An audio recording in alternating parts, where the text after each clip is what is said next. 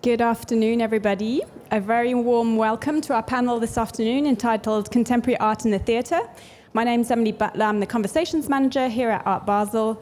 We're delighted to be hosting artists Wu Tsang and Tosh Basco, and Joshua Wicke, who's the dramaturge from the Schauspielhaus Zurich. And the panel will be moderated by Aaron Caesar, who's the founding director of the Delphina Foundation in London. Just one very short housekeeping notice before we start. Please can we ask you to keep your masks on during the conversation. At the end of the talk, there'll be a chance to ask some questions, and we'll be coming around with a mic. Please keep your mask on when asking questions. That's enough for me, but please enjoy the conversation. Thank you so much, Emily, for that introduction. And it's a pleasure to be here with you all live and in person. For me, this is my first time moderating or participating in a panel since the pandemic. And I have to say, I feel a little bit exposed because you can see my arms and legs like I'm not in a box on a computer screen. We get the whole thing. Exactly, the whole thing. I put on pants today for this. But nonetheless, gradually, we've seen in many parts of the world this kind of cautious resurgence to in-person activity. And in the world of culture, we've seen a return to the live experience. So to panel discussions, to music concerts, to the theater. And it's at this kind of like juncture at this time where it's important to have these kind of conversations and think about what has happened kind of over this period kind of the pandemic. We can't, I think about the live experience without thinking about the amount of precarity that comes around those who work within kind of the live art context. Like many of my panelists who are kind of here today, like all of us are very much engaged in the notion of the live experience. We curate, we create, we capture, we shape, and we try and push forward the notion of the live experience. What wasn't said in the introduction by Emily is my own kind of role within performance. I was very lucky to work with Tosh Basco at the 2019 Venice Biennial as the co-curator of performances for the program, which was a series of events that took place over the opening and closing weekend of the biennial. And what it attempted to do was create a live dimension to the central exhibition, and to both counter and challenge some of the ideas that were part of that kind of that concept. There were a number of artists like Tosh who don't fit comfortably within any kind of traditional box. They're challenging genres, genders. They're thinking about how we break out of conventions that relate to different kind of social, economic contexts. And through this program, we really wanted to kind of explore within the work was how representation is formed, how it's challenged, and how language, as expressed through the body and through the voice, can reaffirm, refuse, or reappropriate some of these conventions that we're trying to break out. So yes, in my own practice, I'm very much interested in thinking about performance as process, as a way of interpreting and approaching the world around us, as a way of looking at all types of performance, from daily routines to religious rituals to live art itself. But I'm also interested in the capacity of performance to amplify what can't always be defined, what can't always be explained. The area of in-between, which is something that Wu's work also kind of greatly explores, is this exploration of in-betweenness. And by doing so, defying categorizations, striving to look at the in-between as a place of immense potential, as a place where many things can coexist at one time, not one singular identification takes shape, but many layered meanings. And this has been very evident in the work that both Tosh and Wu have realized as part of their residency at Zurich's Schauspielhaus, which we're going to unpack kind of in this panel today under this huge topic called contemporary art in the theater. But really what we're going to look at is how performance is a framework for encounters.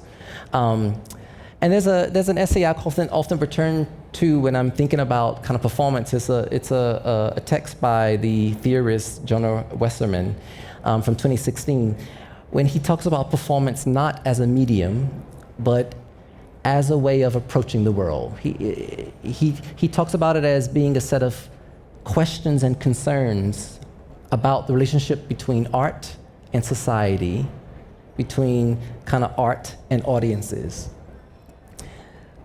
Wu and Tosh's work, separately as artists, together as collaborators, and with others through their collective, consider performance as process. And they attempt to create space for these kinds of encounters, these kinds of entanglements for different voices through very different disciplines.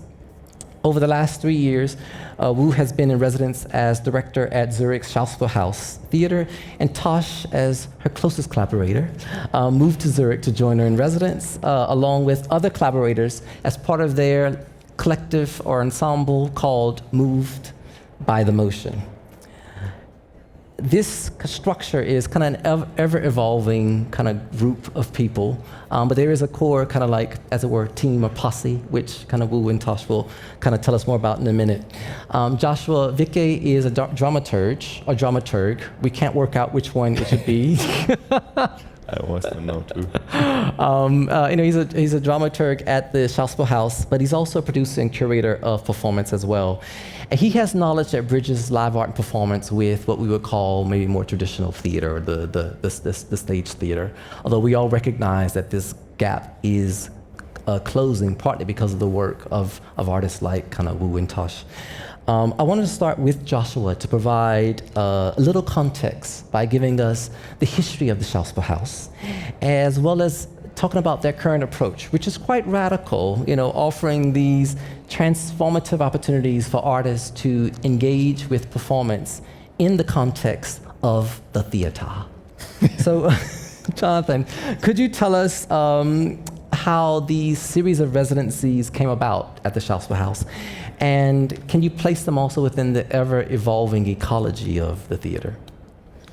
I mean, first of all, I think what's important to mention is that we're talking about a state theater, a German state theater, which is like a really particular system, mainly based on like ensemble, like having a fixed ensemble, and producing repertoire pieces. That means already there's a pre-formatization or something at work. For example, that pieces need to be traditionally possible to be repeated or something. That's one of the boundaries or limits we are usually working in. A bunch of like different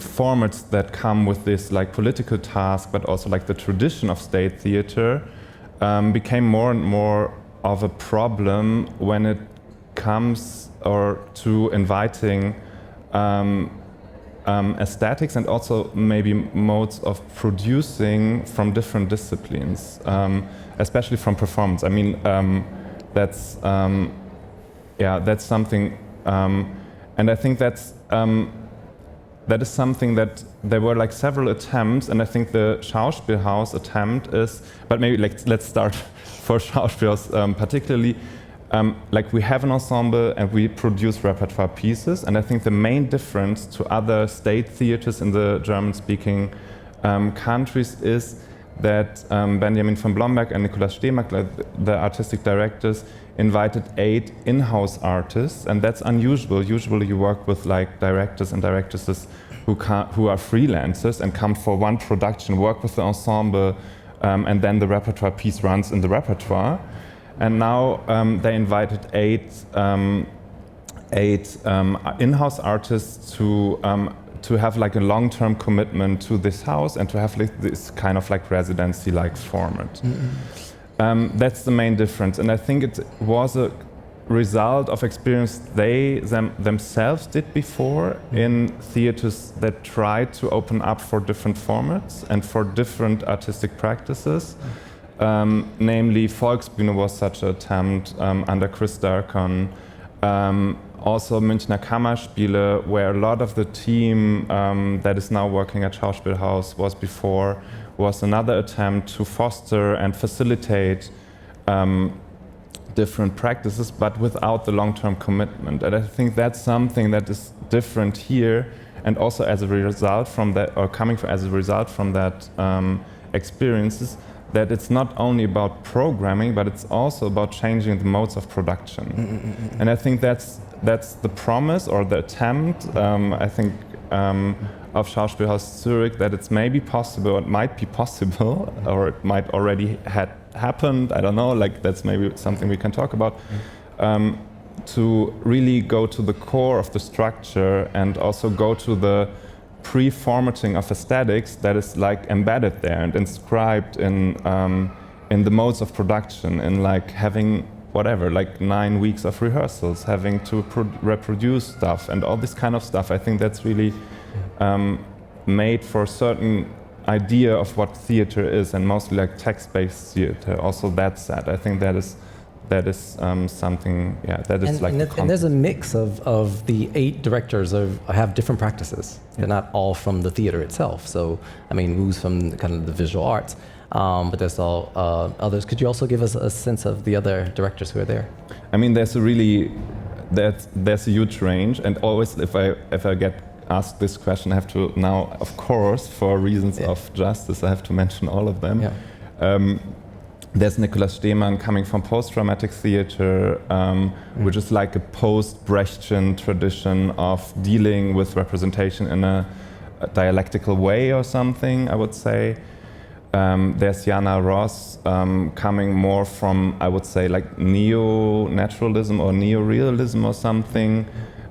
There's Christopher Rüping, also pretty much in like Brechtian tradition, pretty contemporary from like the looks and aesthetics and also aesthetic strategies towards acting, I would say. Then there's Alexander Giesche, and Alexander Giesche is somebody who was trained in Gießen, which is one of the schools in German-speaking countries, who really works in the realm of performance, I would say. And he does, he's also there, and he had like a career that was also in between performance art scenes and state theater. Then there's Suna Göhler, who was, actually she's from Basel, like she was like, her like earliest entry into theater was through Theater Basel. She's also the head of the Young Theater. And then, who did I forget? Tragel. And then there's Tragel, of course. Yeah, Tragel comes from choreography and dance. Yeah. Thank you so much, Joshua. It's great to have that kind of background, because we're going to root contemporary art in the theater within the work of kind of Wu and Tosh, and how they've engaged with performance, which has been in many different contexts. You know, it's been from kind of nightclubs to fashion shows, art spaces, to the theater itself. I want to start by mentioning Orpheus, which is the most recent production to come out of the residency at the Schauspielhaus. I mean, in fact, there was a performance on both Tuesday and Wednesday night of this week. The next one's on the 30th of September. I think that may be correct. And I mention Orpheus now because it gives us an opportunity to go back in time. And I always find it interesting to learn how projects take root. In many ways, the seeds for Orpheus was planted by your longest running collaboration, A Day in the Life of Bliss. And which started in 2013, 2014, but since then and over the years, there's been many conversations with other people, with Sophia Maria about the gaze, you know, with Samuel Delaney about mythology, with Fred Moten on identity politics. That kind of led to kind of Orpheus, but that's been years in the making. So before we get to that, maybe you can take us back and tell us about your kind of initial collaboration together and how this evolved into Moved by the Motion. You want to start? I don't want to tell this story. Okay. Well, Tosh and I have been working together for the last 8 years, and our collaboration started as a conversation between, I guess, Tosh, you were coming as a performance artist and a mover, and I was coming as a filmmaker, and I think we wanted to have a conversation to try to understand each other's practices. I think the first time we did something was like in a studio in Stockholm where I was in residence. She performed for me and I filmed it, and then that was kind of the very beginning of a long film project that's still ongoing called A Day in the Life of Bliss. But I think what's been amazing is as we've gone, there's this growing investment that we have in improvisation, the language of improvisation, and there are many band members, we call it a band, who come from dance, from music, from writing, from poetry, and there's kind of a interface around playing together. Like if there's a sort of a score or a script or some kind of choreography or something for us to all orient around. I don't know, Josh uses this word concentration. It's like a concentration that we can bring to different contexts and mediums. I think one of the things that's interesting to me about working in Zurich is that we were all working as freelance artists. So until we moved to Zurich, like making a performance together just was like, okay, we're all in different parts of the planet. Let's just meet for 3 days and we'll like figure it out when we get there, and then we'll perform it once. So that was kind of our mode of working. I mean, sometimes we had like a couple days or a week, but we didn't have like time the way we have time now. And that was a big reason that we decided to take on this like huge, what to me felt like a real like curve in the path, was just like, oh, okay, State Theater, let's do that. We don't really know what we're doing. We don't feel necessarily qualified to be doing this, but we also feel inspired by the invitation because I think the artistic directors were also interested in how we might challenge them. So it was kind of like a mutual, let's try something, experiment. I mean, another analogy I have for the theater, working in State Theaters, it makes me think about like old film production studios from like the 20s or something, where there would be like, I mean, a movie studio, but in our case, it's like a house where there are actually workshops, and there's like literally 300 people that work in the Schauspielhaus Zurich that are doing the costumes. There's like a wig room, there's a costume archive, there's like a metal, there's wood, there's pretty much anything you can dream of you could potentially make. Of course, it's not that simple, but like there is a machine that is like highly functioning, producing at a very high level. And then there are the actors and the directors, and we're all sort of like contracted, you know. So there's a very, very different production mode that's applied to the thing that we do, which is like an improvisational band. So I mean, it's totally confusing, but I don't know, thoughts about how it's going? I have so many thoughts. Well, I'm actually just thinking about like as a performance artist and a mover, I'm constantly thinking about the ways that architecture shapes architecture and things like law, or, I mean, there's so many things that shape movement for people, for different people. And as a person who's also had predominantly a freelance career in this field that's really like place to place to place to place, like living out of a suitcase, and being met with this fantasy of what that kind of infrastructure and support means, it's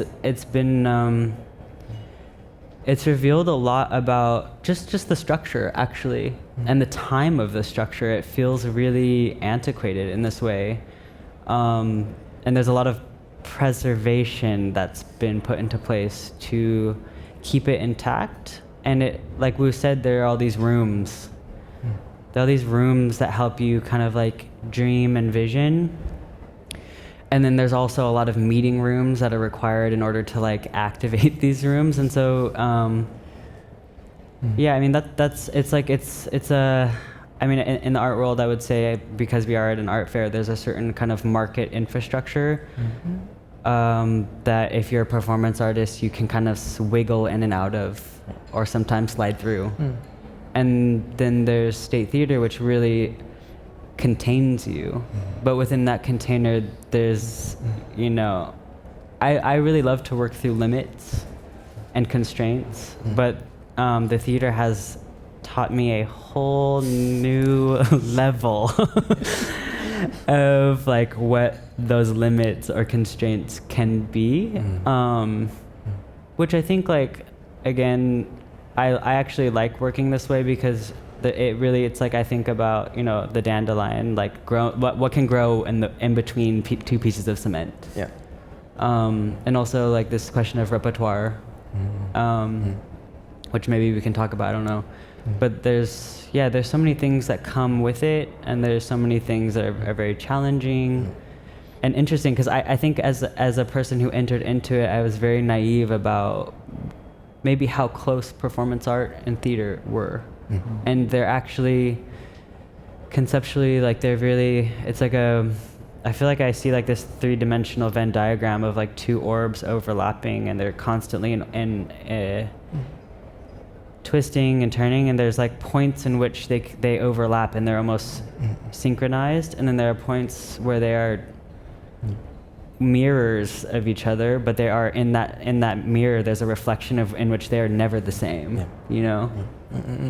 Maybe this is a good place to bring in Compositions, which is a series of works that was produced by Moved by the Motion at the Schauspielhaus Theater, and it started in the jazz club, right? But then it moved to different parts of the building over time through lockdown, and became kind of something else. But it's also well, actually, let me just backtrack. Could you talk a little bit about how you structured that series of works at the Schauspielhaus and what it provided in terms of a testing ground between you and the institution, in terms of confronting a lot of these things you're just now discussing? And maybe Joshua, you might even want to come in, because I know you've had some thoughts on this. Yeah. I mean, looking back, it was so chaotic. I have the feeling. I mean, it was like meant as a attempt also to find common ground in those different practices or something. Like in the institutional practice of being used to repertoire, being used to like a certain amount of like rehearsal time, and then having one piece that is then running autonomously.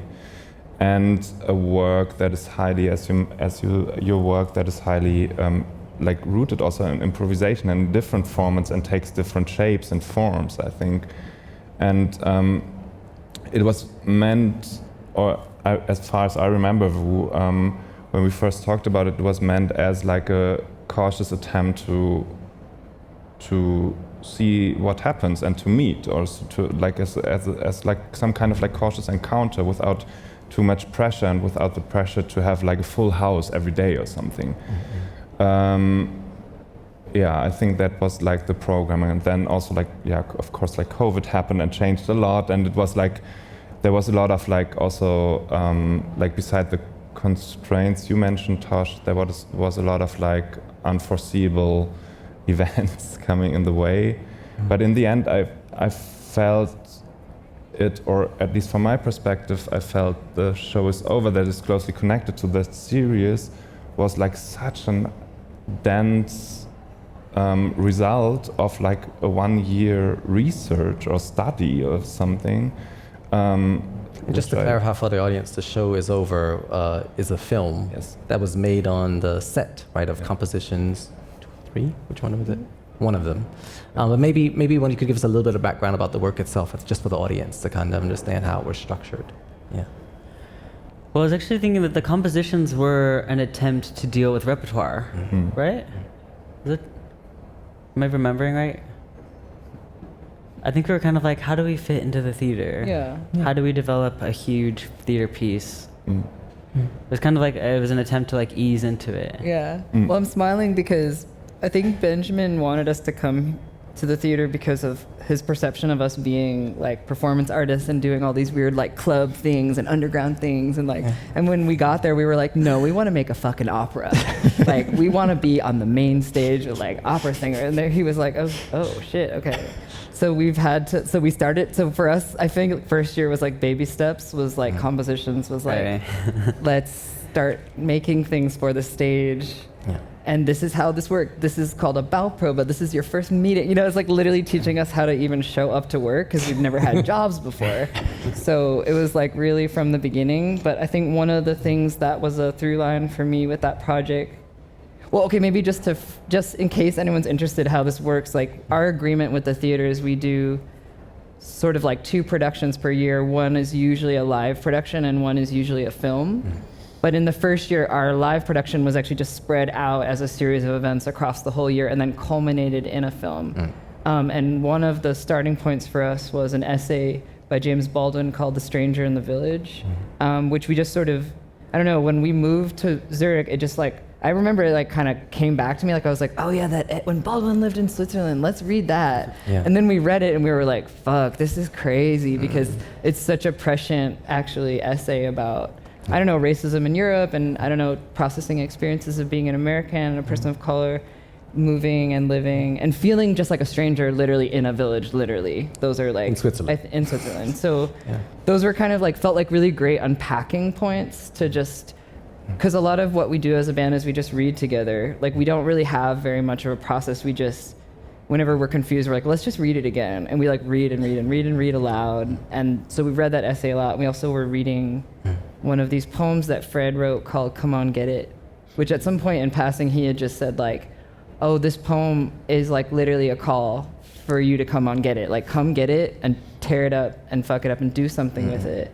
So we were kind of like, reading these things together because also that book that poem is published in has a lot of conversation with Baldwin. So we did, I don't know, some of all those things kind of were the dirt that we like put down.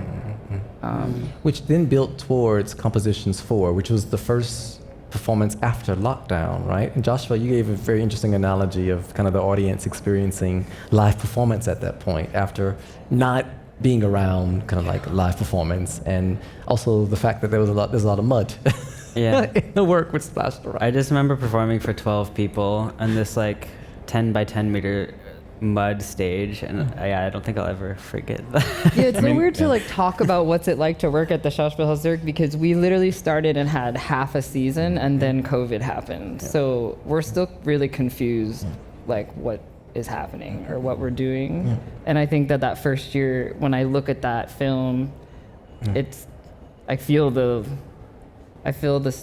strains and those like unresolved questions. I mean, a friend of mine like really like literally comes back to this experience like entering the theater again after like 3 months or something, and seeing a stage covered by mud, and actually she sat in the first row, and while Josh Johnson was staging, there was like mud flying around and like touching her skin, and it was really like she comes back to it from time to time, telling how special that felt actually after this like time where you didn't have like touching and didn't have like touching at all. And I think that's really, that was really special looking back, I think, that performance. We were advised not to speak during this announcement.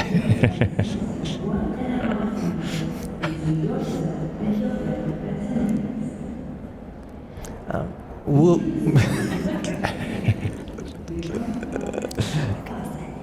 I said, what are you gonna say? Should I say it now?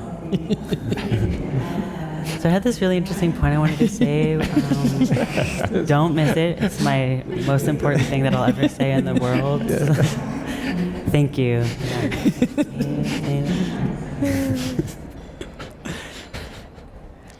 I wanted to return to how you, as a band, kind of like frame your time together, often around kind of text, which is an important part of how you kind of develop the structures to improvise, but also to respond to each other, to have kind of like those moments. Text is really important to this, and I wanted to move the conversation onto Orpheus because it's an ancient text, mythology. How did you, as contemporary artists, find your way into this big subject?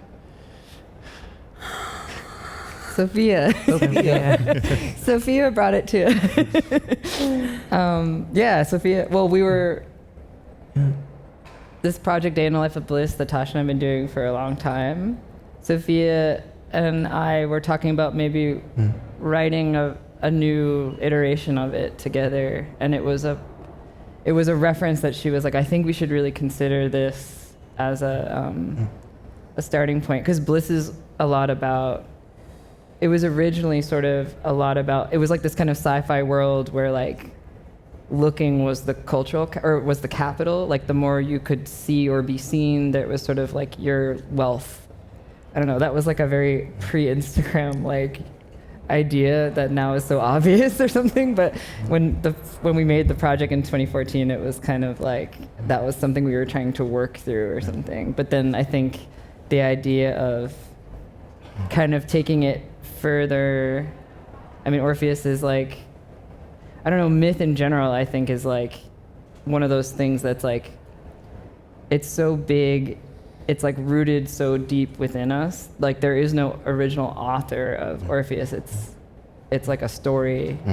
And we also worked with Candace Williams as a dramaturge for the beginnings of this. And I think like she has done a whole series about Eurydice, and she kind of brought to us a lot of thinking around myth as well. And like the sort of role that myth has played in shaping society. I don't know what else. I was just thinking how you said that myth is rooted in everything. It's actually almost spore-like. It's actually not even rooted. It's like it touches every surface. It moves through you in ways that you don't realize. And I think like once we started working on it, a way that I kind of was able to ground myself or grasp myth, because it's so big and so small, was actually through Samuel Delaney's Einstein intersection.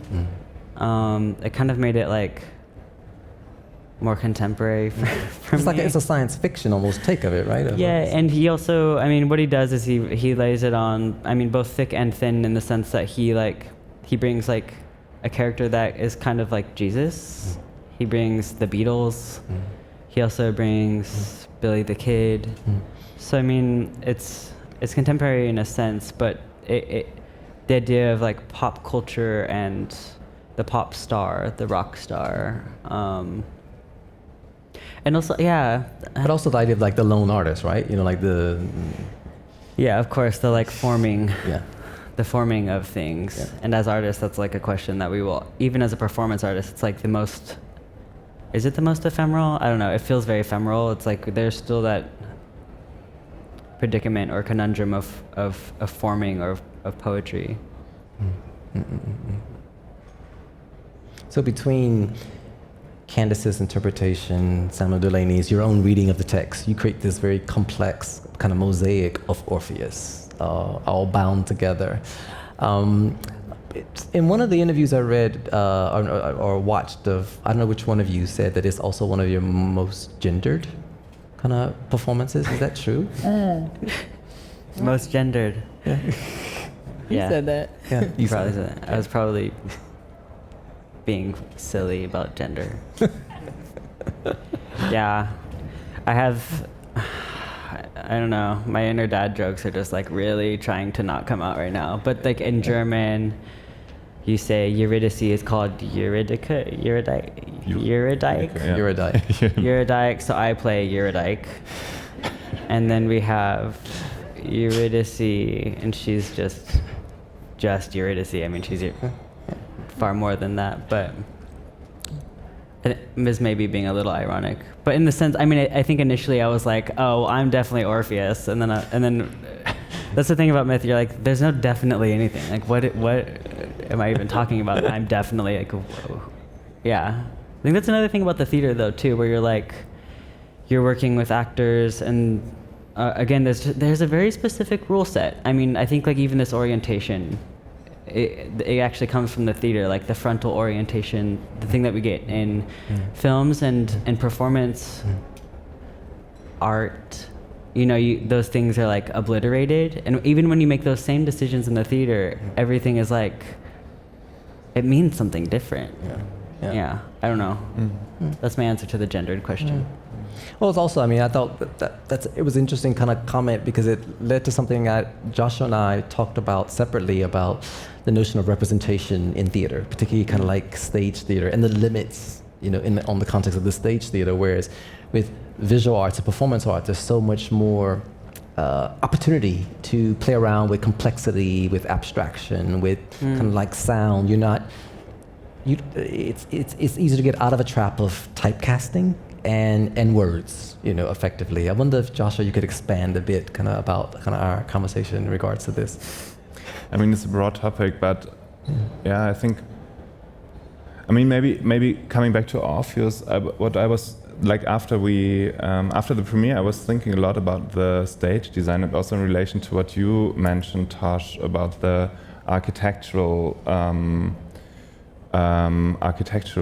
apparatus of the theater. And I find it really interesting that it's also withdrawing from the gaze or something, that it's like almost impossible to have like a direct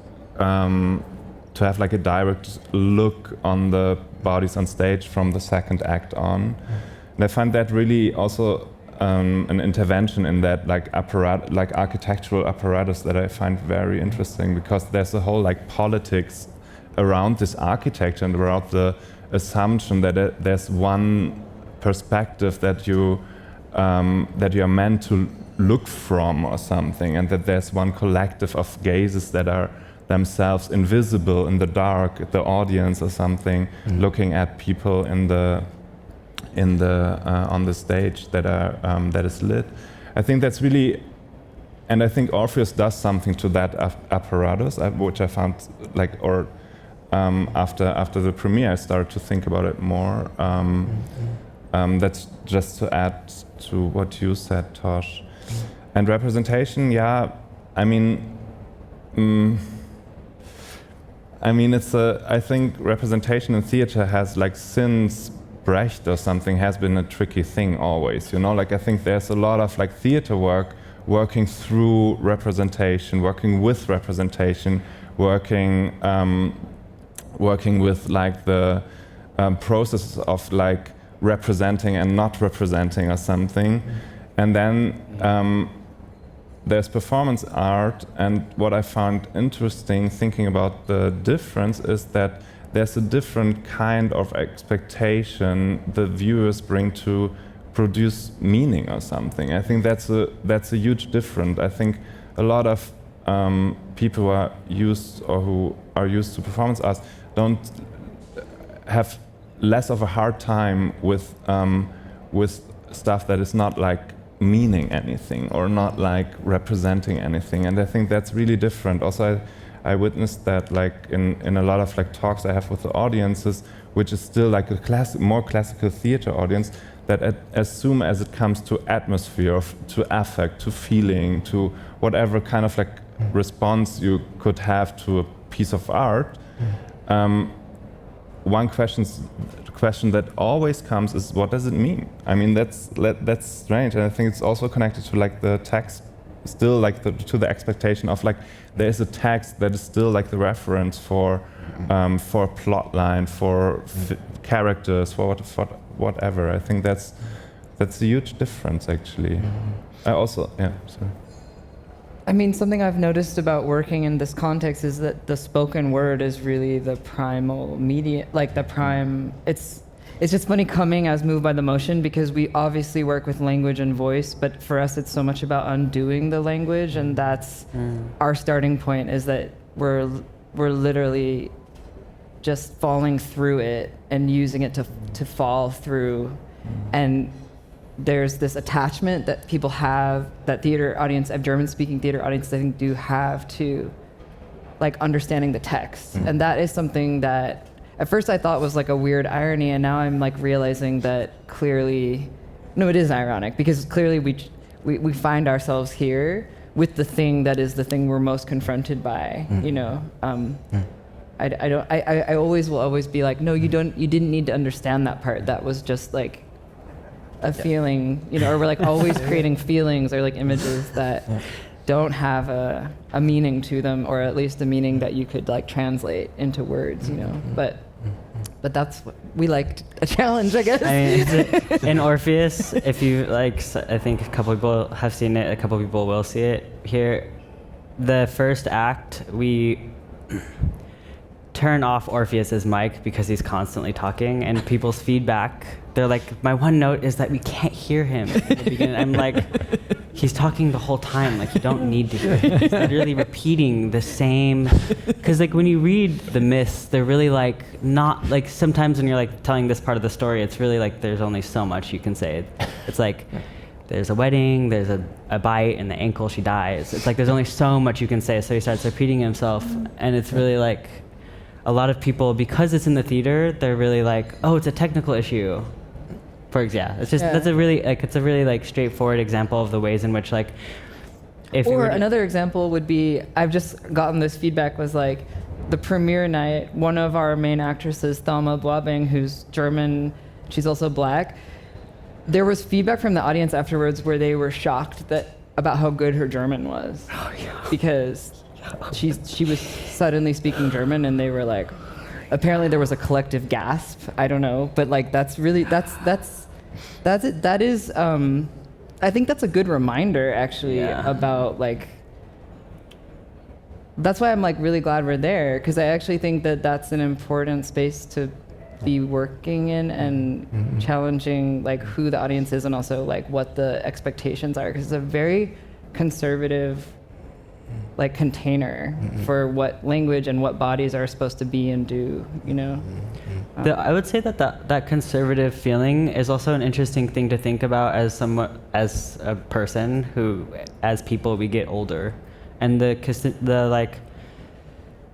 demographic of the audience. I'm like, oh my God, they're so conservative. It's like all of a certain age bracket, and it's a reminder of, I think, something that used to be radical 50 years ago is now feeling very conservative to us. And so thinking about like bridging those spaces as a person who's like getting older, as an artist that's getting older, and thinking about, I don't know, I think it's very representative of the ways in which performance or theater carries time in it, you know?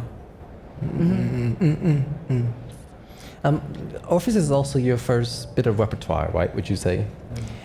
Were you open to that? Yeah, I think Orpheus is our first piece in repertoire, and one of the ideas that we were experimenting with was like, if we are an improvisational band, how do we do something over and over and over again? Because actually the over and over and over again is really embedded in our practice. Like for us, the repetition of doing things together happens all the time. We've just never framed it as repertoire. So I don't know, I think Act 1, for example, is sort of a card shuffle deck a bit. Like there are these elements, and every night it's different. And so we're sort of trying to explore it. Is there a way that it can like live within a structure like that? I don't know, what do you think? Do you like performing over and over again? I'm not in the piece, so I feel like I shouldn't speak. I love repertoire I love repertoire and what it does to improvisation, because it feels like it's kneading out the things I think I know and proving those things to be, they're fleeting, they're changing. And it's a very humbling experience. You know what I mean? It's like constantly reminding yourself, like, also because it's the difference between a Tuesday performance and a Saturday performance. You know, like the energy of that, and also showing up to it, exploring. There's a moment in Orpheus in the first act where I've started to, and I didn't always do this, but we started to like carry each other's lines, and I talk about love, and so what love feels like, the enacting of love, how that feels like on a day-to-day basis changes drastically for me. And it's so I was like really hesitant about repertoire, because I was just like, I don't want to perform all these times. You know, I was like, I don't want to perform all these times, but it's actually it's become actually quite rewarding. Also, the reason I asked the question about whether it was openly accepted is also in some corners of the visual art world, right? The whole notion of something that's repeated, that happens a lot, that's not exclusive, that's not ephemeral, is kind of against some of the kind of ideals kind of the visual art world. Whereas in theater, it's completely a kind of embrace. It's also a way of making kind of work accessible, And during this very particular time, where there is an audience of, I don't know, for Orpheus, it's much smaller than you anticipated it to be. But now doing a show on multiple occasions allows more opportunity for kind of an audience to experience it. Yeah. I mean, I don't think it's like we're not strangers to it, because I think the theater, along with being like a house of actors and directors, is like, yeah, you got to sell shows. That's like the point. You're not here to make the greatest artwork unless you're gonna actually also like there's tickets to sell. Right. And I think we're actually kind of not so strange to that, because I also do filmmaking, and Tosh also does you came from doing music, like touring as a performer. So it's like the idea, like a drag club, it's like you have to keep the audience. Like you can't just do whatever you want with no regard for that. I think that's one of the things that actually brought all the people in Moved by the Motion together, is we do actually have this shared, like, we do actually like connecting with the audience. We're not trying to like, I don't know, the image comes to mind, you know, of just like, I don't know, whatever. But What image?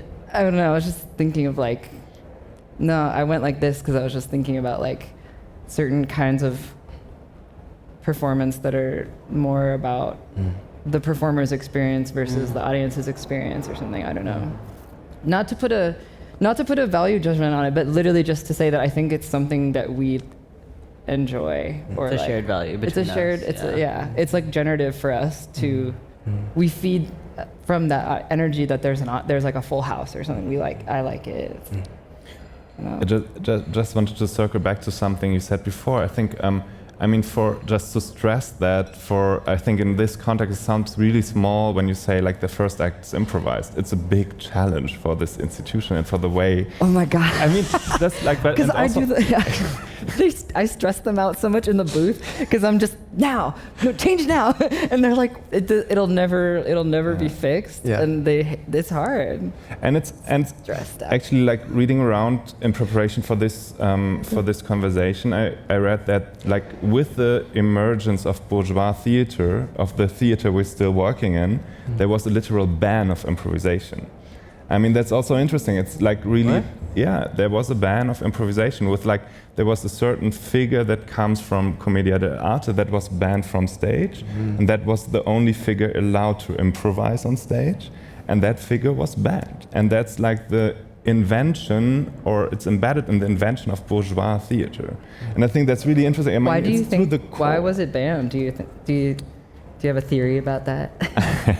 I mean, it was also the figure that was self-reflexive, that was breaking the fiction or allowed to break the fiction. It was also the figure, I mean, it was a vice figure or something. It was also the figure that was allowed to make fun of the audiences and fun of It's like the jester. Aristocrats. So, like, it was a harlequin or something, some kind of like clownery going on. And that was also too dangerous, I guess, or considered dangerous for authorities, I think, and also for the people who funded theater. So if you guys don't know what theater is, and you might not know what a dramaturge is, this is what a dramaturge does. We're like, theater, and he's like, yeah, actually this is why improvisation was banned this year, because this and this and this. Essential. Yeah, I mean, that's like, Well, because wouldn't you say that, I think at least in the German theater speaking context, the theater is a kind of it's meant to embody the ideals of the state.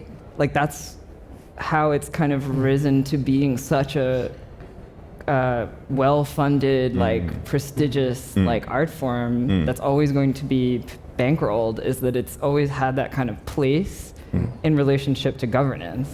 Would you not say? Totally. I think it's like, it's one of the places where bourgeois, that means like structurally masculine, structurally white, subjectivity was formed, I guess. And also the whole, like the German word of Bildung is like closely, I don't know, like education, but with like a normative vibe to it, is like closely connected to theater and also to Schiller and to, like, it's really like also there's the whole, like with Schiller, there's a whole theory about like how subjects are to be formed through affect and through reason, and how they are improved. I think that's that's crazy. It's a super disciplinatory regime also that's connected to that place. Sorry. I feel like our project is like not even the opposite of that, but it's like the loosening of that subject formation.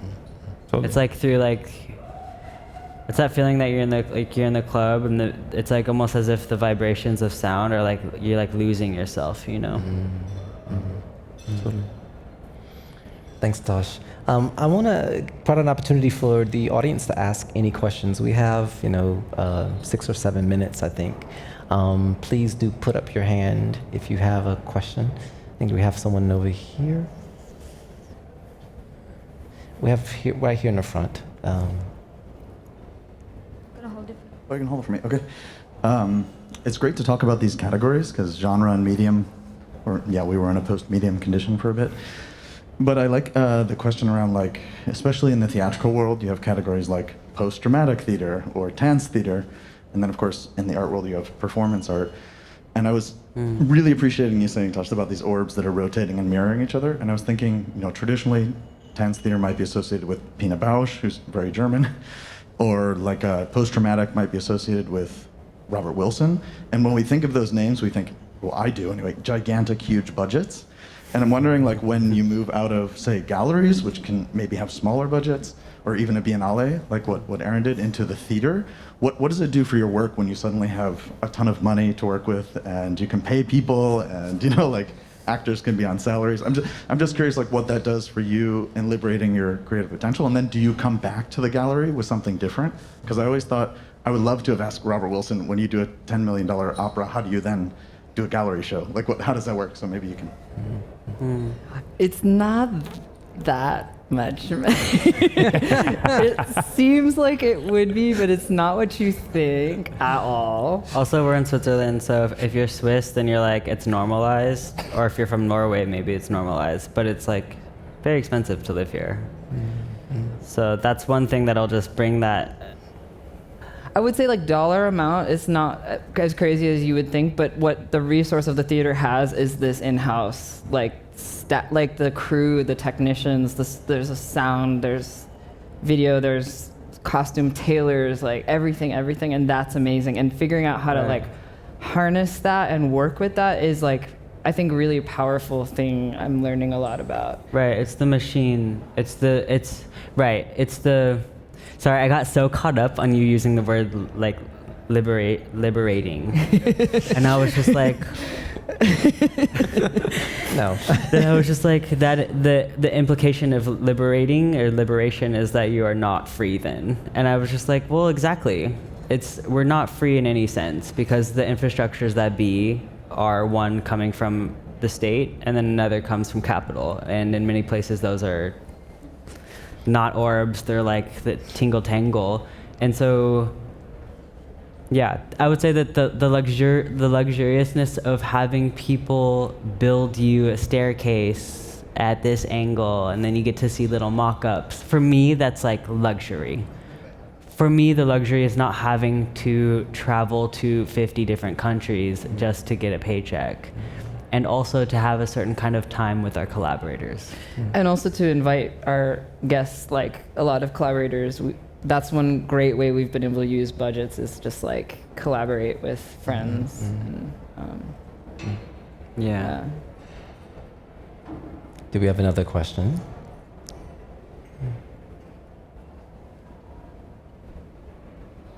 I have a bigger question, I guess, for you, that it's not just about this topic, but it's almost like of this moment. Now that things are reopening and there is this kind of like slow and cautious resurgence, I just wondered what you think will come kind of like from this moment. I know it's a huge question.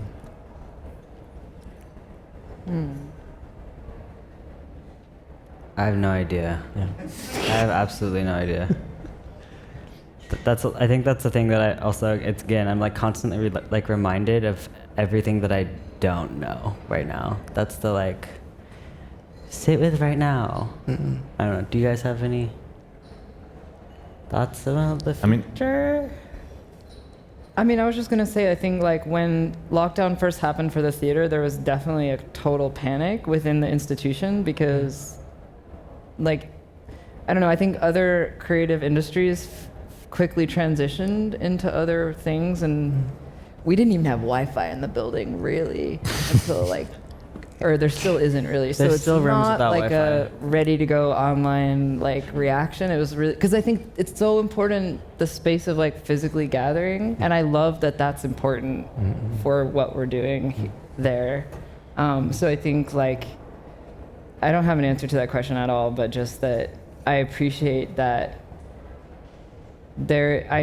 I'm in a space where I get to continue to encounter that appetite that people have for physical encounter, and that's, to me, is gonna definitely continue, however we're able to do it. I think for me personally, that's one result of the lockdowns and COVID was like I think I took audiences for granted, or like the live situation for granted before, and now I'm more aware of the value of like being possible to actually have that weird encounter and special encounter. And then also I think like one hope that was connected with being forced in this like terrible situation was that because there is structurally, I would say, like a problem with overproduction in the theater world. And I think what was a hope, and I would see how it turns out, was that it might slow things a bit more down. And I'm still hoping for that, I guess, to have like more time, to have like more place for research, for gatherings, for rehearsals that are not like The end rehearsal. are not the end rehearsals, and it also like can detour and can like be not productive and all this kind of stuff. I think that's something I really long for. Well, I think the fact that even Tosh, that you're like, I don't have an answer, is also kind of part of this moment, that it's not over. It's going to take time for all these things to settle, for us to kind of resolve, if we ever can, kind of what has been experienced over the last 18 months. Did someone say there was one more question? We could take one more, but then we might have to shut down. This will be the last question. Over to you. Thank you. I have a question based on some of the different threads I've heard. Is there a place for audience participatory theater? A theater that's generated based off the interactions with audience and kind of the baton being passed to the audience, and how do you all feel about that? And have you seen it, or is there something you're ever interested in? I mean, one thing that happened during the lockdown was that the composition 4 that we did was we were told we had to do shows for 12 people at a time, which was initially a little daunting. And then actually what enabled us to do was we had had this fantasy about doing a performance where the audience moves with us like through the space. And I feel like that's the kind of thing you couldn't ever do at an institution like the Schauspielhaus, because normally there'd be like 300 people. So like 12 people meant we could like totally restage it with the movement of the audience. But I'm also sure there's other directors that are doing more stuff with that than we are. I think we're just, we haven't done so much. I think like if you're asking for the theater world, there are examples of like participatory or immersive theater. For example, The Agency would be one group that worked a lot with like strategies of inviting audiences into a fiction. I think that's maybe the difference also between immersive theater and participatory theater, is that is maybe the difference of like inviting somebody into the fiction, or like having like the fiction or the means of production revealed or something. That's sketchy. I don't know like whether that's true, but.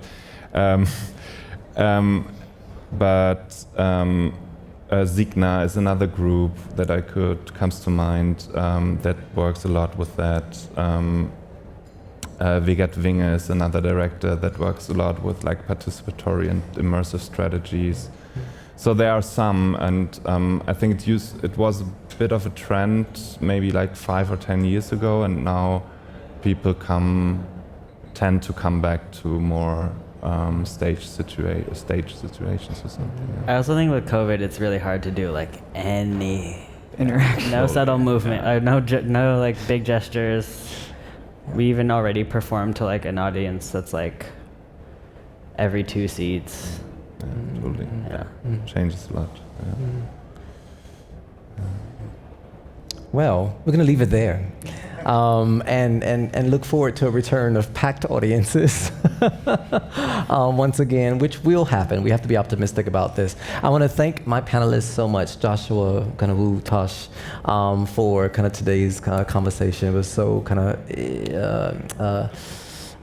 interesting to kind of get a sense of the behind the scenes, you know, from so many images that I've seen online, because I haven't been able to experience the performance at the Schauspielhaus kind of myself, but hopefully soon. Thank you to Emily, and thank you to Art Basel, and to all of you.